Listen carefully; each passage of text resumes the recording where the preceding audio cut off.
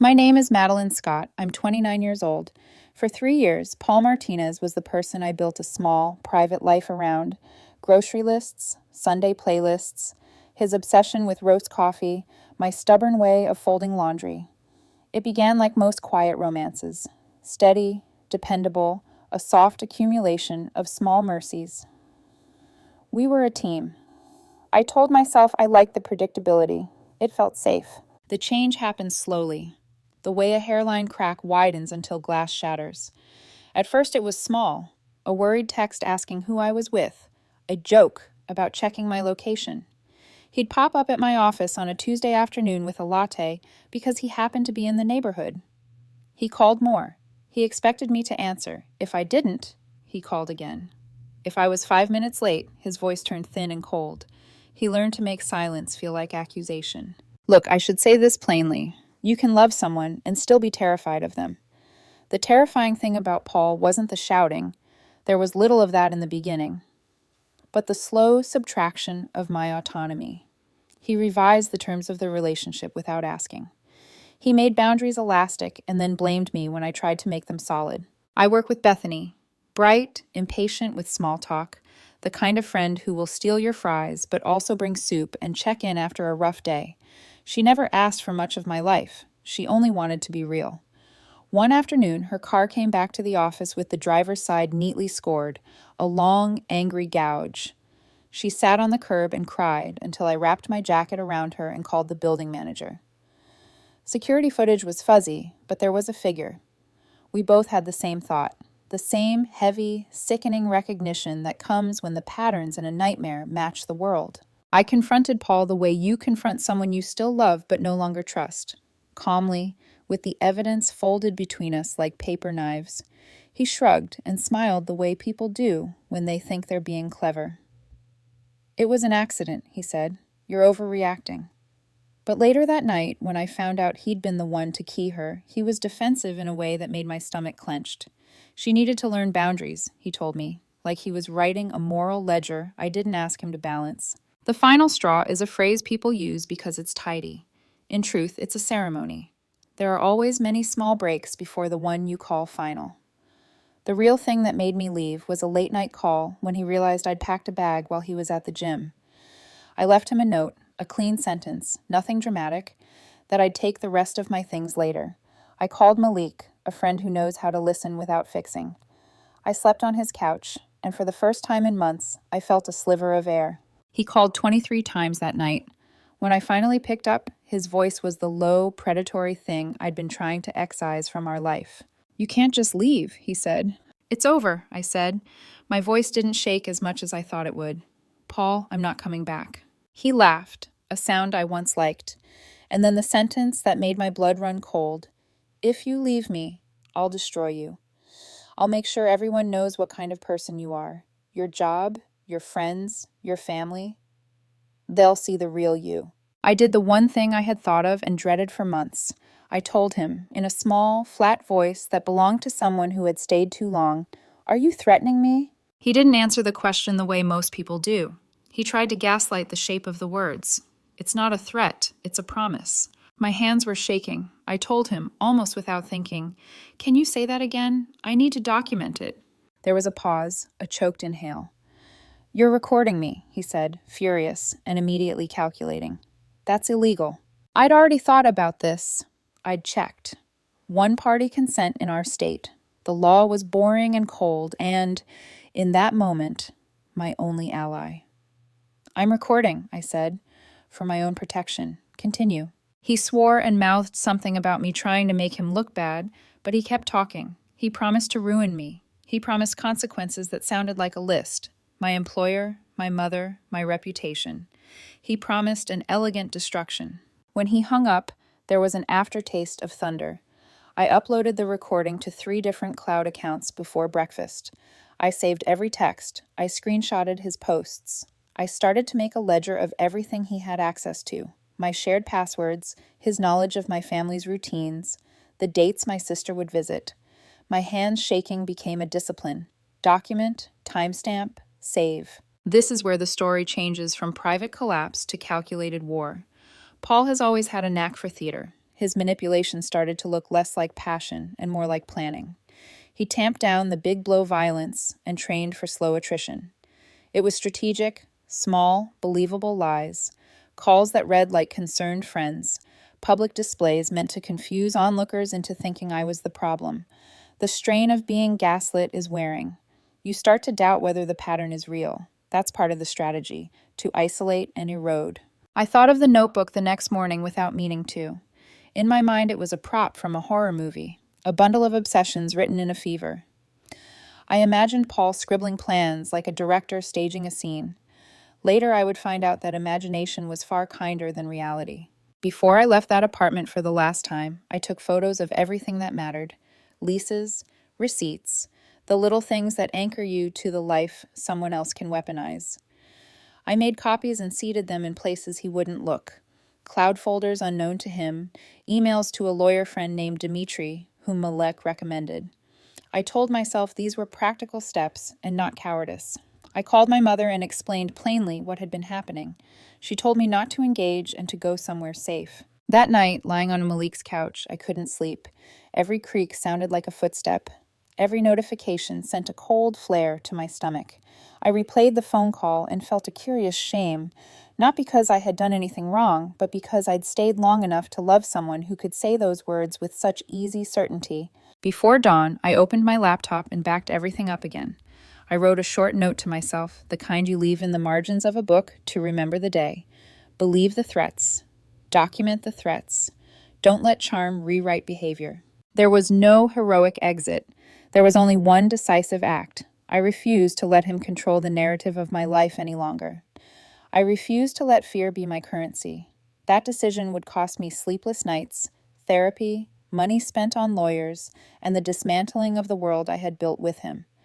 But it would also, unexpectedly, be the first step toward reclaiming myself. Foreshadowing sits in plain sight when you know what to look for: a dropped notebook, a camera with a clear angle, a recording with a timestamp. I didn't know then how crucial each small, mundane thing would become, only that leaving had lit a fuse, and the fire was now unmistakably real.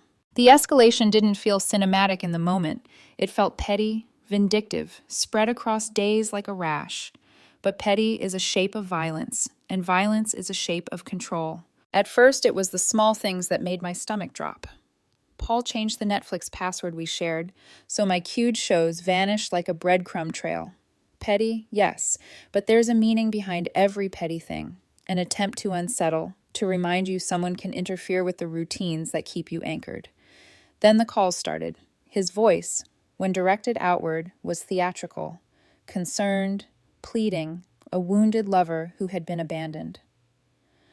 To my mother, he told a story about being abandoned after a miscarriage. He said it like a script he expected her to cry to. My mother, good and vulnerable, called me right away, stunned and confused. I answered with facts. None of it was true. My contraception had been consistent. He'd faked things before. I sent her evidence. She blocked his number and then called me, apologetic and ashamed for the momentary doubt. I thought that would be the end of it. I was wrong. He learned how to weaponize sympathy. He learned how to make strangers believe his narrative. The neighborhood Facebook post came next. Has anyone seen Madeline? She hasn't answered my calls. I'm scared she might hurt herself.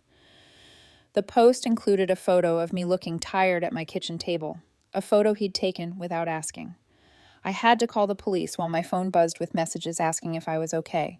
I knew then this was no longer just about us. It was about public theater built to isolate me. At work, he emailed my boss accusing me of stealing funds, attaching doctored screenshots that, to a hurried eye, looked plausible. My boss, a man who'd seen me in long nights and hard deadlines, forwarded me the email with an incredulous, "Are you okay?" and asked if I wanted to file a police report. I did. I was starting to understand the playbook.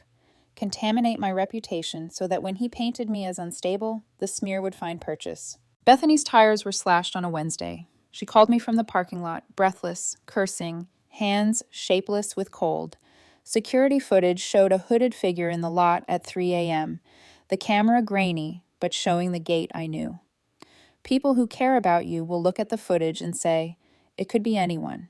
People who know you will feel the primal certainty of recognition. We both felt it. I started a meticulous habit that felt clinical in its intensity. I documented everything. Every text, preserved. Every call, saved and timestamped. Emails, forwarded to a secure account. Doorbell footage, downloaded and copied. I made 3 backups on separate cloud drives and sent one to a lawyer friend, Dimitri, because courage is easier with someone who knows what to do with evidence. Dimitri's advice was simple and cold. Don't engage, document, and get a protective order if you can show a pattern. Get copies, he said. Get your friends to testify. Make sure the police have what they need to link him to actions. I felt both relieved and exposed. Getting help felt like admitting the situation was worse than I'd let myself believe. There is a perverse logic to stalking, a regimen of small humiliations and big performances. One night, while I was at Malik's cousin's Airbnb, the building security called. There'd been a reported gas leak at my old apartment. Fire trucks came and left with nothing found, but while the responders were there, someone had reported a welfare check saying I was likely to harm myself. The pattern was a lattice of plausible lies, each one designed to draw a safety net around me so I'd appear unhinged to anyone who came close. I began to notice how ordinary objects turned into evidence if you looked at them with the right suspicion. A hooded silhouette on security footage. A call log that showed him calling my mother the night he lied about the miscarriage. Lines of messages where he alternated between abject apology and thinly veiled threats. I printed what I could and placed copies in a safety deposit box. I wrote timelines in a notebook that I never let him touch. Documentation became a form of prayer. The notebook came from nowhere and then felt inevitable. It was not mine. That's what made it so devastating. A week after I left, a doorbell camera footage came through to Malik. A neighbor had gotten a notification and mentioned that footage looked suspicious. I watched, stomach clenched, as a man approached my old apartment at dawn. Hoodie, a baseball bat slung over his shoulder, a can of spray paint visible by the strap. He paused in front of the porch, glanced up. That's when the camera caught the face. He swore and then dropped something behind a potted fern as he hurried away. The object sat momentarily, absurd and small in the pale light. I drove over before I'd fully thought it through, the world reduced to a single purpose. The notebook was there, tucked behind the fern, like contraband. When I opened it, my blood turned to ice.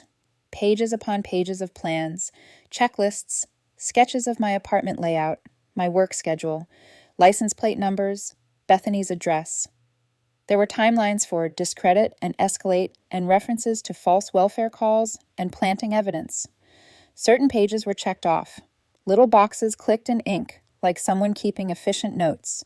It read less like fantasy and more like construction plans for ruin. I photographed every page and uploaded it. Dimitri, when he saw the scans, stopped being matter-of-fact for the first time. "This," he said slowly, "is premeditation."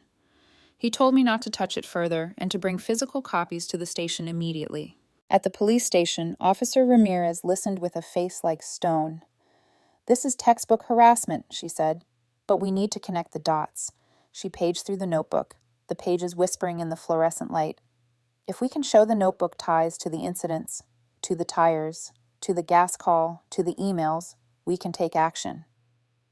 She told me to keep documenting. She said the word we had all been circling around: evidence. The next days were a blur of practicalities. I filed reports. Bethany wrote a statement. Malik sat with me at the station and held my hand while I spoke to officers about details I'd never thought to phrase out loud. My mother texted prayers that looked like hands. I continued to receive messages from Paul that cycled through cadence, accusing, pleading, then suddenly pathetic. It was just a journal. I never meant to do those things. Of course he said that. Of course he would try to soften the edges, to make premeditation look like an interior monologue. That's the strategy of the manipulator. Convert hard actions into emotional confessions.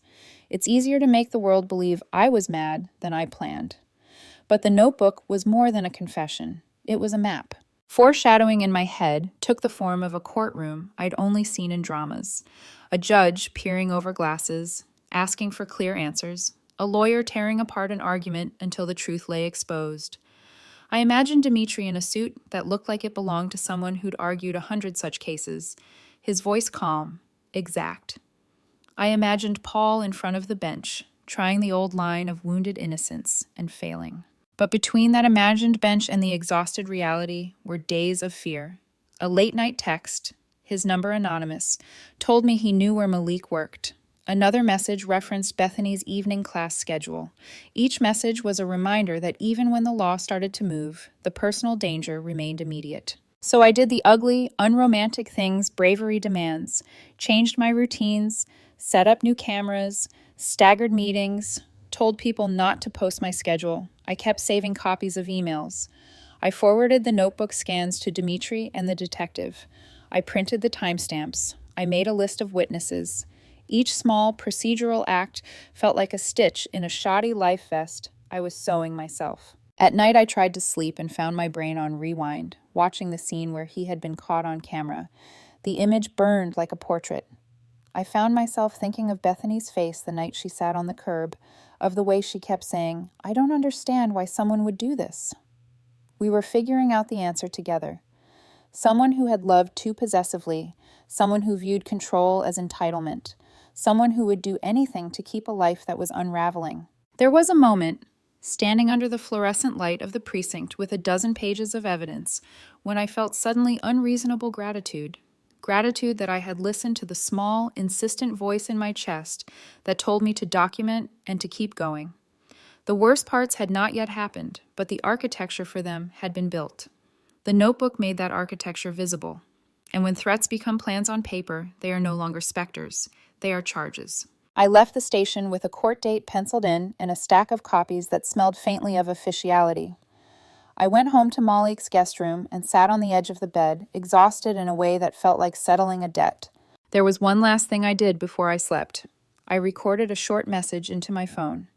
"If anything happens to me," I said to the little black rectangle that had become my witness, "this is where you start."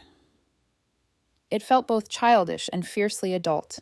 It was a line I would use in court later, but in that moment, it was simply a promise to myself, to keep a record, to insist on being believed. The courthouse was unexpectedly quiet for a Monday morning. Sunlight streamed through tall windows, dust motes floating lazily as if the world outside had no idea what was about to unfold inside.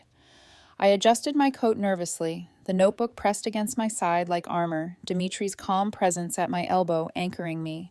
Paul arrived shortly after, hair combed perfectly, conservative navy blazer, an air of Sunday school composure that made me want to laugh. He smiled faintly at me as he passed, the kind of smile that pretends the last 3 months never existed.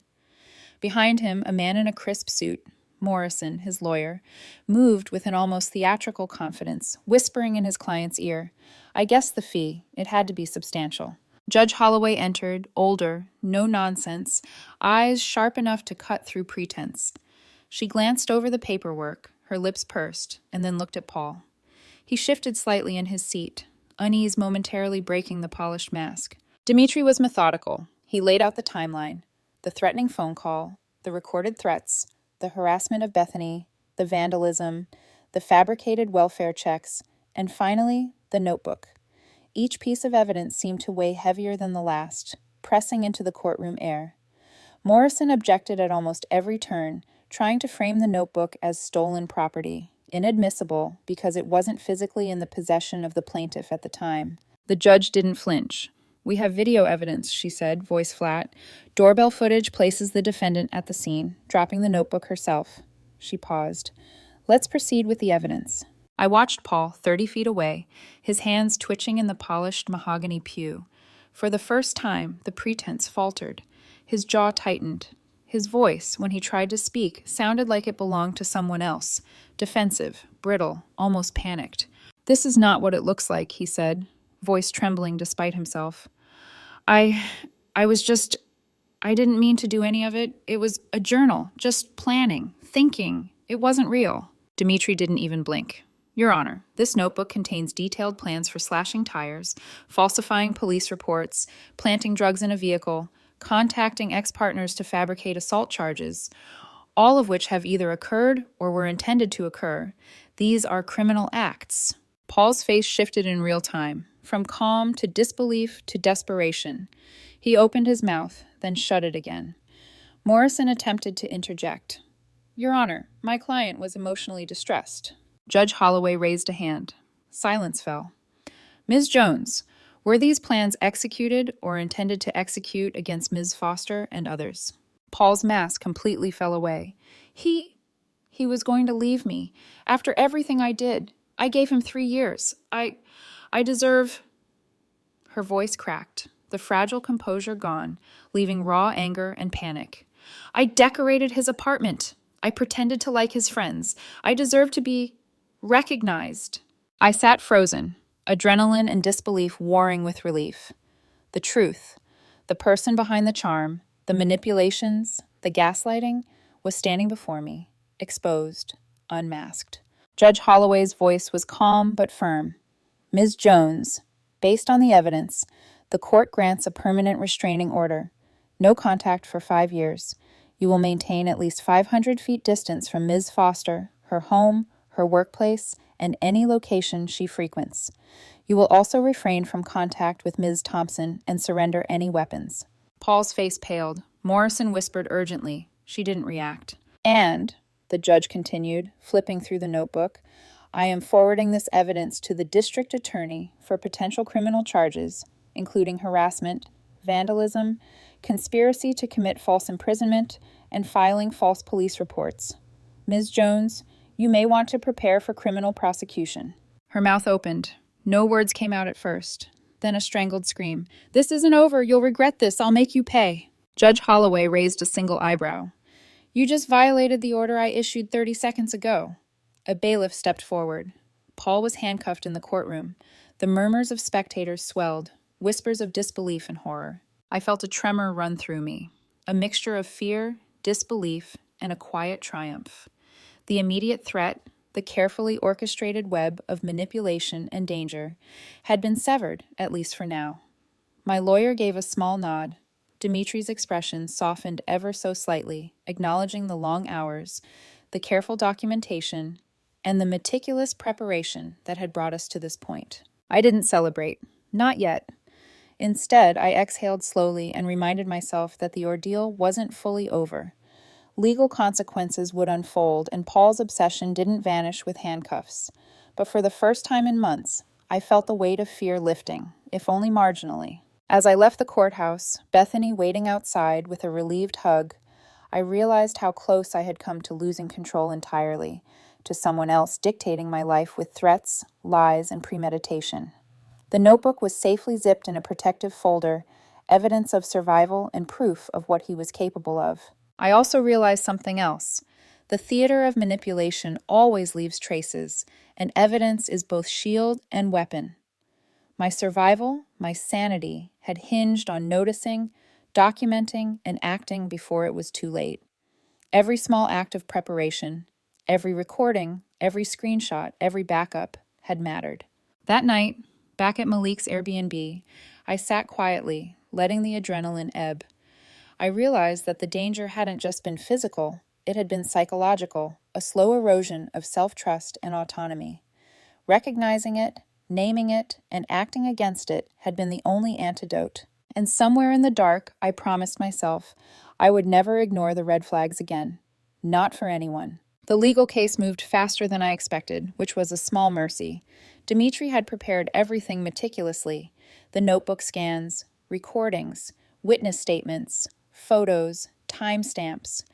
The district attorney reviewed it and immediately recognized the clarity and severity of the evidence. Paul was charged with criminal harassment, vandalism, filing false police reports, and conspiracy to commit multiple felonies. The court set a timeline for hearings, restitution, and psychological evaluation. When the plea deal came through, it was comprehensive. 18 months in county jail, suspended to 6 with good behavior. 3 years probation. Mandatory therapy. $3,600 restitution to Bethany. $10,000 fine. And 200 hours of community service. The charges went on her permanent record. Her parents, who had until then stood firmly by her side, finally saw the extent of her obsession through the notebook and cut off support. I received a quiet apology from her mother, a small gesture of acknowledgement that they hadn't known the depths of her behavior. Recovery was a slow, careful process. The adrenaline and hypervigilance that had carried me through months of danger now needed an outlet. Dr. Cadnan, my therapist, helped me navigate trust, safety, and boundaries.